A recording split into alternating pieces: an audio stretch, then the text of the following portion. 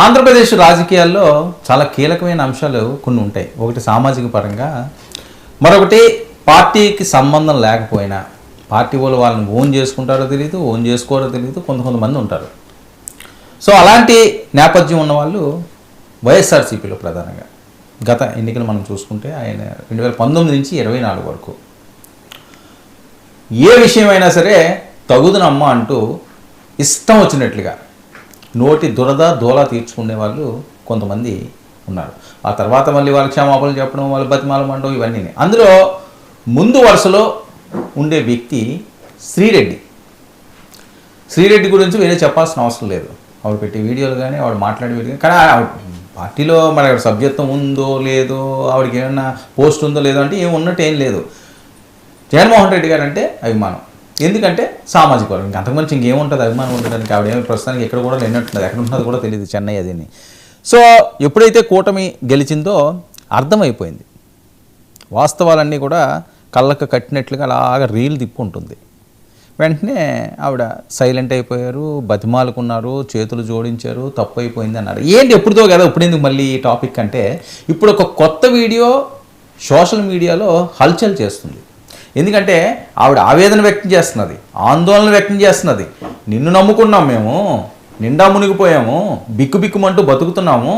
నువ్వు అధికారంలో ఉన్నప్పుడు మాకేమీ చేయలేదు, అధికారం లేనప్పుడు మాకు ఈరోజు చూడలేదు. నువ్వు ఎవరెవరినో తీసుకొస్తున్నావు, వాళ్ళకి పదవులు ఇస్తున్నావు, వాళ్ళకి ఏవో డబ్బులు ఇస్తున్నావు, లేకపోతే ఇంకోటి ఇస్తున్నావు. వాళ్ళ మనసులో మరి ఏముందో, ఏం అర్థాలు ఉన్నాయో అవన్నీ అడగాలి. ఆవిడేం దాచుకునే మనిషి కాదు కదా, అన్నీ ఓపెన్ చేస్తుంది కాబట్టి ఖచ్చితంగా చెప్పేస్తుంది ఏరో రోజు. ఎవరి గురించి అంటున్నారు అంటే, ఇప్పుడు కనిపిస్తున్న అంశాలు ఏంటంటే శ్యామల గారిని, రోజా గారిని, ఇలాంటి వాళ్ళందరినీ కూడా ఆవిడ టార్గెట్ చేశారు.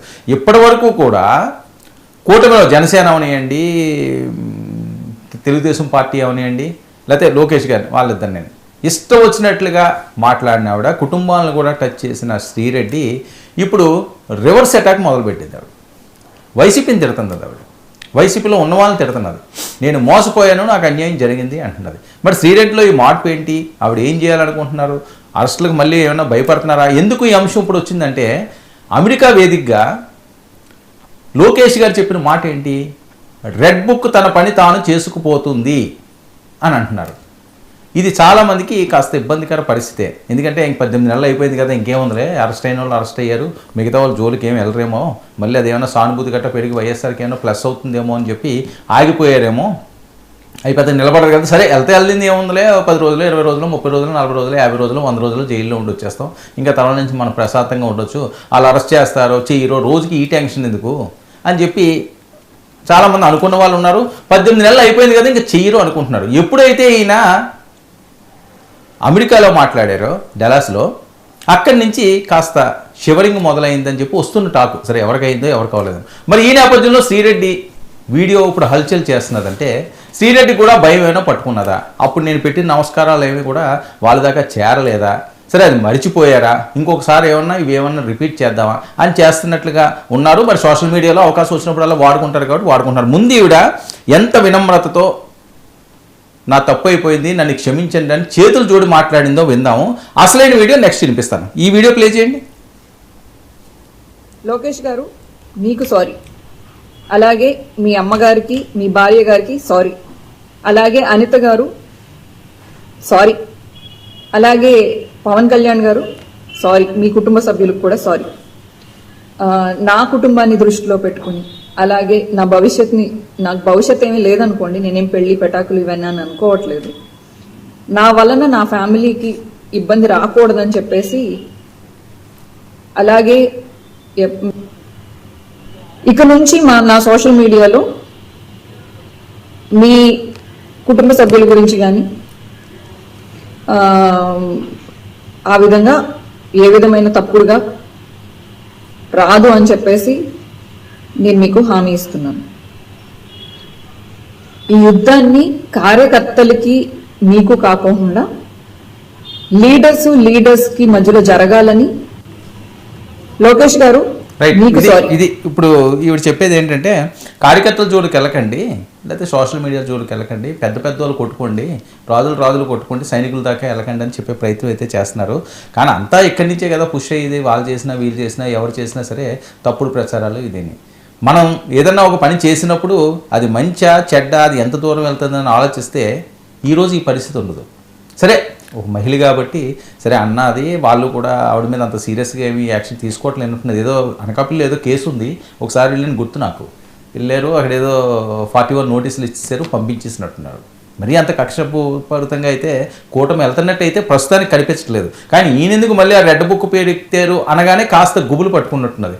అందుకనే ఈవిడేమన్నా రివర్స్ అవుతున్నారా? డైరెక్ట్గా ఆవిడ ఆవేదన, ఆవిడ ఎమోషనల్ ఏంటి ఇప్పుడు చూద్దాం. ప్లే చేయండి బయట. ఎవరెవరినో తీసుకొచ్చి పిచ్చి పిచ్చి ముండలందరినీ తీసుకొచ్చి కూర్చోబెడతారా? అప్పుడు మేము ఎందుకు చేసినాం? జనాలు అందరి చేత తిట్లు తినిపించుకుని అందరితోనూ సోషల్ మీడియాలో ఎవడెవడో సోషల్ మీడియా గ్రూపులు ఉంటాయి. నేను కాపోని, నాకు ఒక గ్రూపు, నేను చౌదరిని, నేను ఒక గ్రూపు, నేను రెడ్డి, నేను ఒక గ్రూపు, నేను స్టూడెంట్, నేను ఒక గ్రూపు, నేను గవర్నమెంట్ ఎంప్లాయీ, నేను ఒక గ్రూపు. నేను ఎవరినైనా కక్ష కడితే గనక వాళ్ళ మీద గ్రూపులుగా దండెత్తుదాం. నేను ఎస్సీ, నేను ఒక గ్రూపు, ఎస్సీ కేసు పెడతా, ఎస్టీ కేసు పెడతా. What a pity. ఎలాంటి రాజకీయాలు చూస్తున్నాం ఈ రోజుల్లో. ఒకళ్ళనొకళ్ళని కక్ష తీర్చుకోవడానికి, ఇంకొకటి ఎవరితోనో తీసుకొచ్చి పార్టీ అందరం ఎక్కించడానికి. ఏంది మీ పార్టీలు? నిజంగా కష్టపడిన వాళ్ళకి ఇప్పుడు బీజేపీ పార్టీ ఉంది, సీనియర్స్ అందరికీ మంచి మంచి పోస్టులు ఇచ్చుకుంటూ ఒక డిసిప్లిన్ ఏదో మెయింటైన్ చేసిన, అది నిజంగా ఎథిక్స్ ఉందా లేదా? ఓన్లీ హిందూ పార్టీనా లేకపోతే ఏదైంది పక్కన పడేయండి. అట్లీస్ట్ సీనియారిటీని, పార్టీలో కష్టపడే వాళ్ళని అయితే మాత్రం నిజంగా గుర్తిస్తుంది. ఈవెన్ టీడీపీలో కూడా అది కొంచెం ఉంది. ఓ అని లేదు కానీ పర్వాలా, కష్టపడిన వాళ్ళని గుర్తిస్తుంది టీడీపీ పార్టీ. ఏంటి వైఎస్ఆర్సీపీ? మీరు బాగున్నప్పుడు మీ దగ్గరకు వచ్చి అర్రులు చేర్చలేదు మాకు ఏదైనా పదవి ఇవ్వండి అని చెప్పి. మీరు ఓడిపోయిన తర్వాత కూడా మేము పనికిరామా? చెప్పండి, మీరు చెప్పండి, న్యాయం చెప్పండి. మీరు వైఎస్ఆర్సీపీ ఫ్యాన్స్ గా మాట్లాడొద్దు, టీడీపీ ఫ్యాన్స్ గా మాట్లాడొద్దు. పార్టీల కోసం మనం కష్టపడినప్పుడు, మన జీవితాన్ని త్యాగం చేసి మన టైం అంతా తీసి మనం పార్టీల కోసం కష్టపడినప్పుడు పార్టీ మనకు విలువ ఇవ్వాలా లేదా? మీ బ్యూటిఫుల్.